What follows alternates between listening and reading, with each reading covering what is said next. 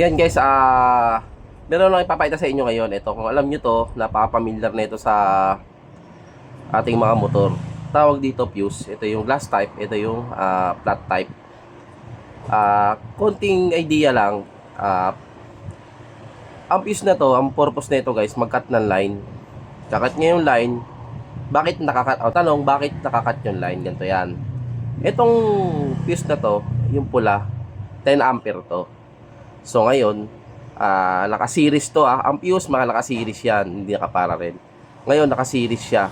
Bakit kailangan ng fuse sa isang sirkito? Ganito kasi yan guys. Once na nagkabit ka ng mini driving light o kaya busina, lalagyan mo siya ng fuse. Bakit? Kasi ganito yan. Minsan kasi nangyayari dun sa mga switches ng mini driving light, yung mga tri-switch. Minsan sa loob yan, sa sobrang tagal, nag-short yan. Nawawala yung pagkahina niya, nag-short. Siyempre, nagsasalubong yung positive tsaka negative. So ngayon, pag nagsalubong yung positive tsaka negative, iinit yung wire. Pag uminit yung wire, masusunog yan. Yun guys, yun na ang silbi na itong fuse. Once na uminit yung wire, mararamdaman ng wire yan, dadaan niya dito kasi naka-series. Dahil 10 ampere lang to guys, yan, puputok agad siya. Yan, depende yan. Meron kasing kahit konting init pa lang, naputok na ang fuse kasi nga mababa yung amperahe ng ating mga fuse.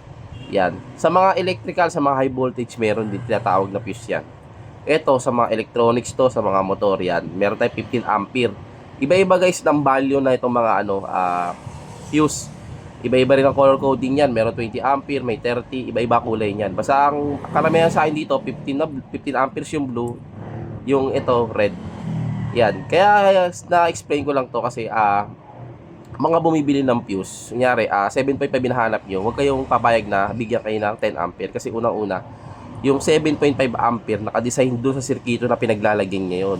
Ibig sabihin ng nakadesign, pag may over ampere na dumaan doon sa sirkito na yon, pwedeng masira yung mga circuit na nakalagay doon. Katulad natin mga ICs, yan.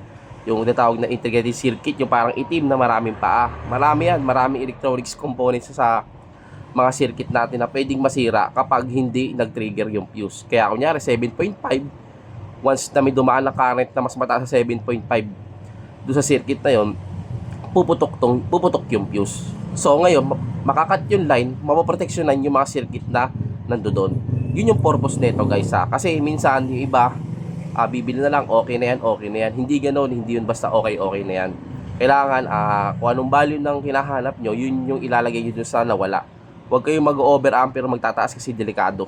Hindi pa puputok yung line, sira na, hindi pa puputok yung fuse, sira na yung sirkito mo, nasunog na. Kasi nga, hindi niya kaya yung power, yung amperahe na bubuhatin niya. O baga ganoon sa madaling intindi.